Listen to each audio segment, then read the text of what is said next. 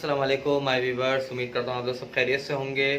तो मेरे पास मेरी वीडियो में SBLC की जो मैंने वीडियो बनाई थी उस पर मुझे कमेंट आया था मेरे व्यूअर्स का। उनका नाम है अली शेख और उन्होंने कहा था कि मेरे पास ज़मीन है और उस ज़मीन के अगेंस्ट में SBLC ओपन हो सकती है कि नहीं, क्योंकि उस ज़मीन पे उन्होंने कुछ प्रोजेक्ट बनाना है, तो इसके लिए गाइडलाइन दें।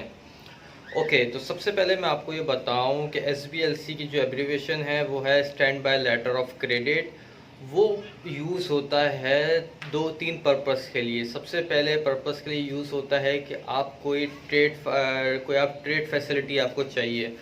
फॉर एग्ज़ाम्पल कि आप पाकिस्तान में हैं और आपने SBLC खोली किसी अपने शिपर के लिए, एक्सपोर्टर के लिए, और वो आपको माल भेज रहा है। SBLC एक तरीके का अंडरटेकिंग लेटर होता है बैंक की तरफ से। वो गारंटी होती है कि अगर इम्पोर्टर, मतलब आप इम्पोर्टर हैं और अगर आप पेमेंट टाइम पे नहीं कर रहे तो आपके बिहाफ पे बैंक आपके शिपर को पेमेंट पूरी दे देगा। वो एक तरीके का सिक्योरिटी होती है बैंक की तरफ से, बैंक के लेटर हेड पे लिखा जाता है। दूसरा, अगर आपको उस पर फाइनेंस चाहिए तो उसमें ये होता है, जैसे कि कमेंट में ये आया कि मैं उस लैंड के अगेंस्ट में SBLC लेना चाहता हूँ। तो मेरे प्यारे भाई, मेरे प्यारे व्यूवर, आप एक काम करें, जो आपकी लैंड है आप उस लैंड के डॉक्यूमेंट लेके आप अपने बैंक के पास जाइए।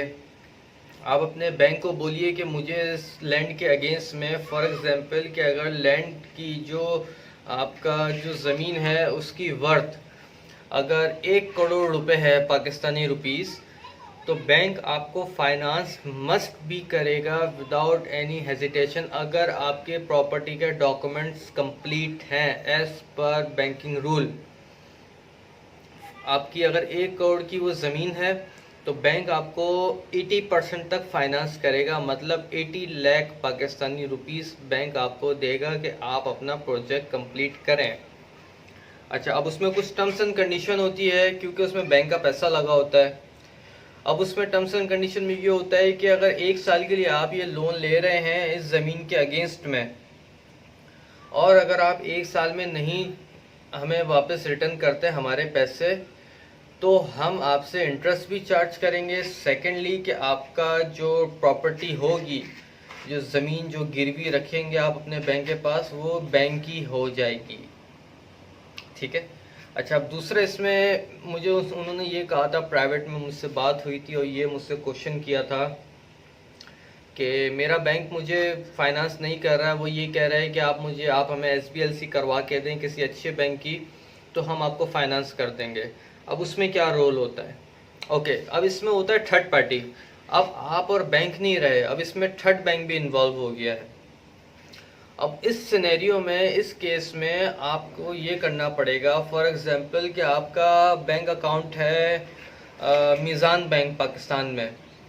अब आपका बैंक आपको फाइनेंस नहीं कर रहा, आपका बैंक कह रहा है कि आप हमें बाहर से किसी अच्छे बैंक से SBLC करवा दें, stand by letter of credit आप हमें करवा दें तो हम आपको फाइनेंस कर देंगे। ऑलराइट। अब इस केस में बहुत सारे provider, stand by letter of credit provider, letter of credit at sight provider, bank guarantee provider market में बैठे हुए हैं जो आपसे परसेंटेज चार्ज करेंगे। वो असल में होते हैं बैंकर्स, और कुछ इसमें स्कैम भी होता है, लेकिन जो जेन्युइन जो लोग हैं वो मैं उनकी मैं बात कर रहा हूँ। वो ब्रोकर होते हैं और बैंक और जो है बैंकर्स होते हैं डिफरेंट बैंक के ओवरसीज से। फॉर एग्जांपल कि अगर मैं अली शेख साहब को ये बोलूँ कि भाई मैं बैंकर हूँ, मैं आपको SBLC करवा देता हूँ स्टैंडर्ड चार्टर्ड बैंक से, और मैं आपको करवा देता हूँ 1 लाख US डॉलर की आपके बैंक को, लेकिन मैं उसका 10% आपसे लूँगा। Okay, fine enough. आप मुझे 10% देंगे, मैं आपको स्टैंडर्ड चार्टर्ड बैंक की आपके बैंक में, मीज़ान बैंक में SBLC हिट करवा दूंगा। जब वो हिट हो जाएगी, हिट होने के बाद आपका बैंक आपको बुलाएगा और आपसे कहेगा कि ठीक है, अगर आप हमें पेमेंट नहीं देंगे तो आपके बिहाफ पे जो हमें बैंक गारंटी आई है स्टैंडर्ड चार्टर्ड बैंक से, वो बैंक हमें देगा पेमेंट 1 साल के बाद। Okay, fine. इस केस में बैंक आपसे सिर्फ अपना इंटरेस्ट चार्ज करेगा। वो भी 1 साल के बाद। बैंक का मेरे ख्याल से इंटरेस्ट होगा मीज़ान बैंक का 1% होगा या तो 0.50% होगा पूरी इनवॉइस वैल्यू के हिसाब से। लेकिन जैसे कि अगर कोई आपसे ये कहता है कि मैं आपको SBLC करा देता हूँ लेकिन आपको पर मंथ के हिसाब से मैं आपके अकाउंट में डालता रहूँगा, ये कहाँ की लॉजिक है? ये तो सेंसलेस बात है। SBLC हमेशा थर्ड पार्टी से जब भी आती है तो वो आपके बैंक में हिट करेगी, ना कि किसी बैंकर के अकाउंट में हिट करेगी। तो वो कैसे आपको ये चीज़ कह सकता है कि मैं आपको अस्करी बैंक से करवा देता हूँ और मैं आपको इधर से उधर से करवा देता हूँ, लेकिन वो stand by letter of credit मेरे पास आएगा तो फिर मैं आपको पर मंथ निकाल के दूंगा। ये बेकार की बात है। अच्छा, अब इसमें एक और क्वेश्चन ये है, उन्होंने मुझसे ये किया था अली शेख साहब ने कि मैं SBLC बाहर से ले लेता हूँ अपने बैंक के लिए और अगर मैं 1 साल में कंप्लीट ना कर सका अपना प्रोजेक्ट तो फिर मैं क्या करूँ? Okay, very good question. इस सूरत में जो बैंकर होता है, बैंकर आपके प्रॉपर्टी के डॉक्यूमेंट्स आपसे ले लेगा, स्कैन हुए हुए कॉपियाँ, उसको वेरीफाई कराएगा, उसके बाद ही वो आपसे SBLC आपको हिट करेगा 10% लेने के बाद। और अगर आप 1 साल में पे नहीं कर सकते तो वो जो SBLC होगी आप 1 साल के लिए और रिन्यू आप करवा सकते हैं। ओके, वो आपसे कुछ चार्ज लेगा, मेरे ख्याल से 10% तो फिर नहीं होता है, सिर्फ रिन्यू के चार्जेस होते हैं, आई थिंक 4% या 5%। वो भी 1 साल के बाद आपने देने हैं कि SBLC को आप रिन्यू कर दें उसी बैंक से। तो आपके पास रिन्यू हो जाएगी तो आपके पास 1 साल का टाइम और आपको मिल जाएगा। तो ये इसका पूरा एक मेथड होता है, प्रोसेस होता है, जो मैंने आपको भी समझा दिया है। ओके, लेकिन अगर आप इंटरनली डोमेस्टिक लेवल पे ही आप बैंक से लेना चाहते हैं, फाइनेंस आपका बैंक आपको करे, आप ये चाहते हैं, तो आपको मस्ट है कि बैंक की जो टर्म्स एंड कंडीशन होगी वो आपने एक्सेप्ट करनी होगी। आपको परसेंटेज भी देनी पड़ेगी, अपना परसेंटेज भी देनी पड़ेगी। और अगर आप 1 साल के बाद आप नहीं दे सकते अपने बैंक को पैसे तो वो प्रॉपर्टी बैंक की कस्टडी में आ जाएगी।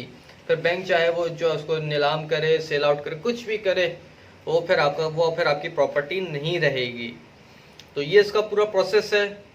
और मैंने और भी पेमेंट टर्म्स के हवाले से आप लोग का कोई क्वेश्चन हो तो मैंने वीडियोस ऑलरेडी बनाई हुई हैं, मैं लिंक अभी दे देता हूँ अपने डिस्क्रिप्शन में। अगर फिर भी आप लोग का कोई और भी क्वेश्चन हो तो मैं डिस्क्रिप्शन में अपना ईमेल आईडी लिख रहा हूँ, आप लोग मुझे ईमेल करके क्वेश्चन आंसर्स कर सकते हैं, मैं अवेलेबल हूँ। बहुत से लोग मुझसे मेरा व्हाट्सअप नंबर मांगते हैं लेकिन मेरे पास अभी मेरा अपना पर्सनल व्हाट्सअप है, मैंने यूट्यूब के लिए कोई ऐसा व्हाट्सअप अभी बनाया नहीं है। तो इंशाल्लाह ताला आने वाले टाइम में मैं एक अलग से अपना पर्सनल फ़ोन ख़रीद के उस पर व्हाट्सअप इंस्टॉल कर दूंगा। तो वो नंबर भी मैं आप लोग को प्रोवाइड कर दूंगा ताकि आप लोग डायरेक्ट मुझे कॉल भी कर सकते हैं, मैसेज ड्रॉप कर सकते हैं। तो मैं इंशाल्लाह वो मैसेज रीड करके मैं आप लोग को रिप्लाई दिया करूँगा। अगर फिर भी कोई क्वेश्चन हो, कोई वीडियो आप लोग को बनानी हो किसी हवाले से, तो प्लीज़ आप लोग ईमेल करें, कमेंट करें। और प्लीज़ मेरा चैनल सब्सक्राइब करना ना भूलें क्योंकि ये वो चैनल है जहाँ पे फाइनेंस की नॉलेज को लॉक नहीं अनलॉक किया जाता है। तो जितनी मेरे पास नॉलेज है, इन्फॉर्मेशन है, तो वो मैं आप लोग तक पहुँचाऊँ ताकि मैं भी सीखूँ, मेरी भी चीज़ें रिवाइज होती रहें और आप लोग भी स्टडी करते रहें। और ये चैनल प्लीज़ सब्सक्राइब कर दोस्त अहबाब से शेयर करें ये वीडियो ताकि उन लोग तक भी ये इन्फॉर्मेशन पहुँचे। तो इंशाल्लाह फिर आप लोगों से मुलाकात होती है अगली वीडियो में। अपना बहुत ज़्यादा ख्याल रखें। अल्लाह हाफ़िज़।